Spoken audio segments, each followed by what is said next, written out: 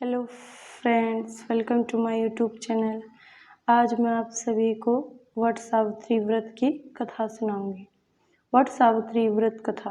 पौराणिक मान्यता है कि वट सावित्री व्रत करने से पति की आयु लंबी होती है और परिवार में भी सुख समृद्धि बनी रहती है। यही नहीं, अखंड सौभाग्यवती भव का भी आशीर्वाद में होता है। ऐसा इसलिए होता है क्योंकि इस दिन से जुड़ी पौराणिक कथा प्रचलित है। ऐसा माना जाता है कि मध्य देश में अश्वपति नाम के धर्मात्मा राजा का राज था और उसकी कोई भी संतान नहीं थी। राजा ने संतान प्राप्ति के लिए यज्ञ करवाया, जिसके शुभ परिणाम के बाद उसके घर में एक कन्या का जन्म हुआ। इस कन्या का नाम सावित्री रखा गया। समय के साथ साथ जब वह सावित्री बड़ी और विवाह के योग्य हुई तो उन्होंने घूम सत्यसेन के पुत्र सत्यवान को अपने पति के रूप में वर्ण किया। बता दें कि सत्यवान के पिता भी राजा ही थे, लेकिन उनका राजपाट छीन लिया गया था, जिसके चलते वह दरिद्रता में जीवन व्यतीत कर रहे थे। सत्यवान की माता पिता भी आंखों की रोशनी चली गई थी और वह जंगल में लकड़ी काटकर उसे बेचकर अपना गुजारा कर रहे थे। वहीं जब सावित्री और सत्यवान का विवाह की बात चली, तब नारद मुनि ने सावित्री के पिता राजा अश्वपति को बताया कि सत्यवान अल्प आयु है और विवाह के 1 वर्ष पश्चात ही उसकी मृत्यु हो जाएगी। नारद मुनि की बात सुनकर सावित्री के पिता ने उसे समझाने का बहुत प्रयास किया, लेकिन वह नहीं मानी।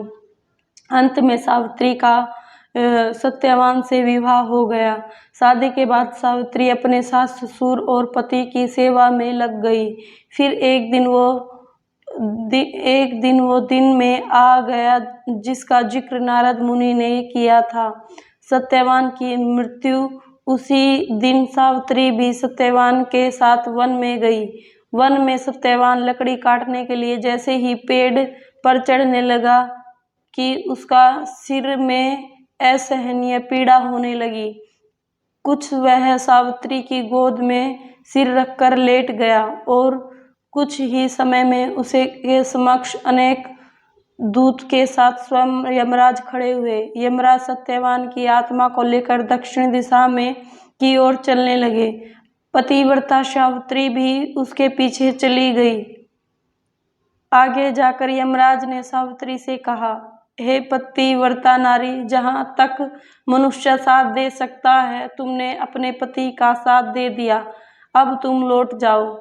इस पर सावित्री ने कहा, जहाँ तक मेरे पति जाएंगे वहाँ तक मुझे जाना चाहिए, यही सनातन सत्य है। यमराज सावित्री की वाणी सुनकर प्रसन्न हुए और उनसे 3 वर मांगने को कहा। यमराज की बात का उत्तर देते हुए सावित्री ने कहा, मेरे सास ससुर अंधे हैं, उन्हें नेत्र ज्योति दे। यमराज ने कहा, तथास्तु कहकर उसे लौटने को कहा और आगे बढ़ने लगे, किंतु सावित्री यम के पीछे ही चलती रही।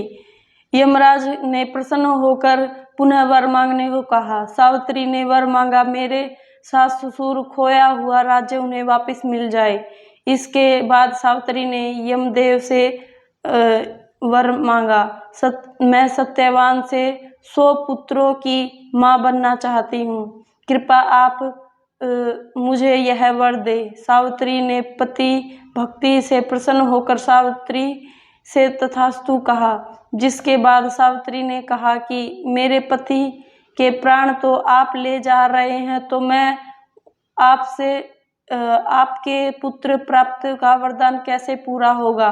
तब यमदेव ने अंतिम वरदान को देते हुए सत्यवान की जीवात्मा को पाश से मुक्त कर दिया। सावित्री पुनः उसी वट वृक्ष के नीचे लौट गई। उन्हें पाया कि वट वृक्ष के नीचे पड़े सत्यवान की मृत शरीर से जीव संचार हो रहा है। कुछ देर में सत्यवान उठकर बैठ गया। उधर सत्यवान की माता पिता की आंखें ठीक हो गई और उसे खोया हुआ राज्य वापस मिल गया।